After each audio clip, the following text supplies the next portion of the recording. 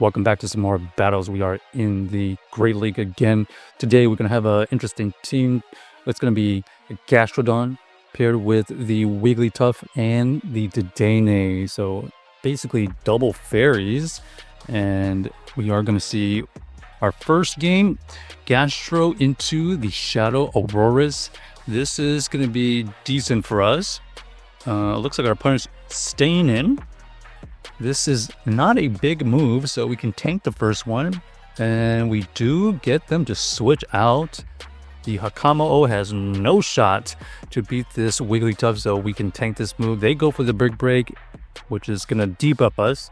But if they decide to come back in here with the Auroras, we're still doing tremendous damage. We even get to this Icy Wind, which will get the shield and debuff them. So at this point, we don't think the Wiggly is going to be useful anymore. They end up going for the Meteor Beam, and that will take us out easily. But they run into our Dedenne. Dedenne able to get to these charge moves with great pacing, and that is basically going to help us win the game.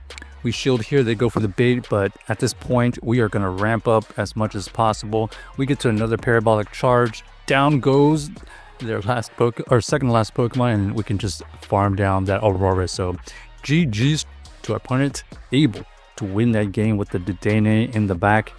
But we basically had a really good alignment, and they really had no answer for our Wiggly. In fact, they were double weak to it in the back, so they really were in a very bad spot. Next, we're going to have the Gastrodon into the Drapion. This is going to be a favorable matchup for us, especially since this is non-shadow. I don't even know if 2 crunches at this point. If the first one debuffs, it will get us in range, but it looks like we avoid the debuff, and we just fire off this move before they get to another move, and they decide to shield. Okay, this is a close call. We're just going to shield here just to maintain alignment, because our opponent is looking like an ABA weak to the Gastro, and that's indeed the case. So looks like we did use our Wiggly in the right spot as we forced the Stunfisk to come back or come out, and it looks like we are going to be able to fire off the Icy Wind. They have to probably get to 2 moves at this point because we did get the debuff. This move here doesn't quite KO. We were very close to another move, but they basically did not want to take any more charms. We show the Gastro and go immediately into the Dedenne, and this is GG's because we get to this parabolic charge first. Even if they have Shadow Ball version, we are going to be able to survive that much easier now. So GG's to our opponent. At that point, we could just farm down, probably build up to a Play Rough and throw it into the Stunfisk if they decided to stay in. So favorable lead, and they still stay in, which was very odd, right? And the way that they played it made sense. Okay, we're gonna have Gastrodon into the Gengar, which is gonna get swapped into a Electro. We catch something anticipating Energy Ball, and that's exactly the case. Energy Ball is gonna deal about like half the damage to the Wiggly. They actually have the double nuke move, so we decided to shield there and shield correctly.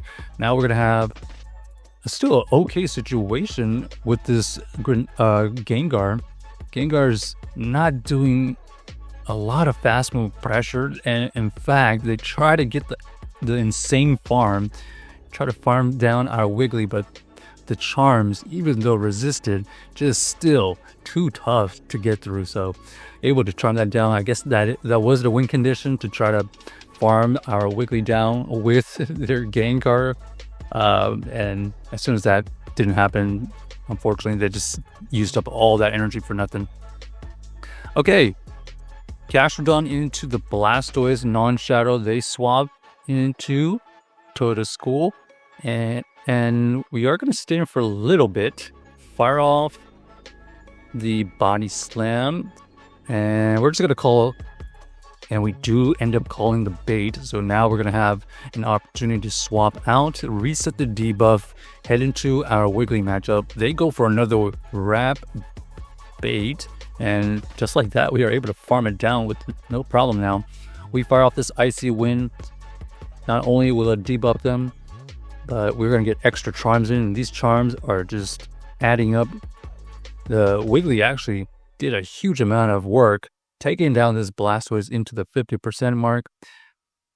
We use our Gastro and we cap tie, and this has gone from bad to worse for our opponent, because that extra damage right there will help us get our Dedenne into the right spots. But unfortunately for them, they have the Galarian Moltres, and that is also going to be a core breaker for that backline.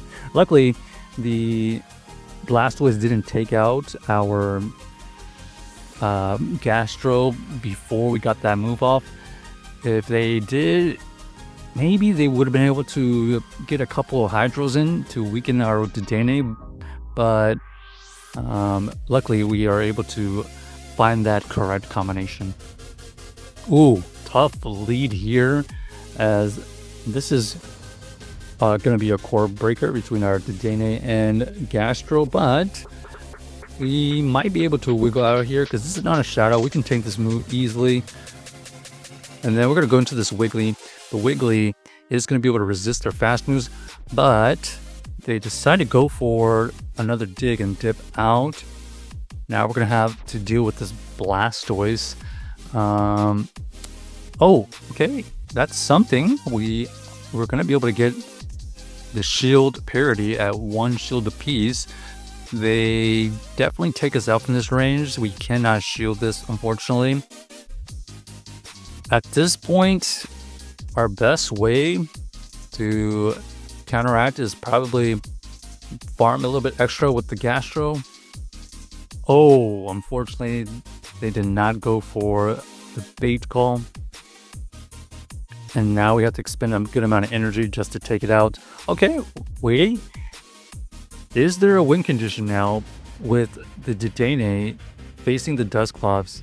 A little bit late to the swap, so we get the buff up first. At this point, it looks like we have to take another move. Basically, we got to try to take out this Dusclops or try to farm down at some point. Oh, okay. So we either have to try to farm it down, or we have to try to just get a lot of energy from our Gastro. But yeah, this is just a tough situation, as this Gligar is a very, very problematic Pokemon for our team. So that's GG's. Check out the team if you haven't already, and let us know if you enjoyed the video.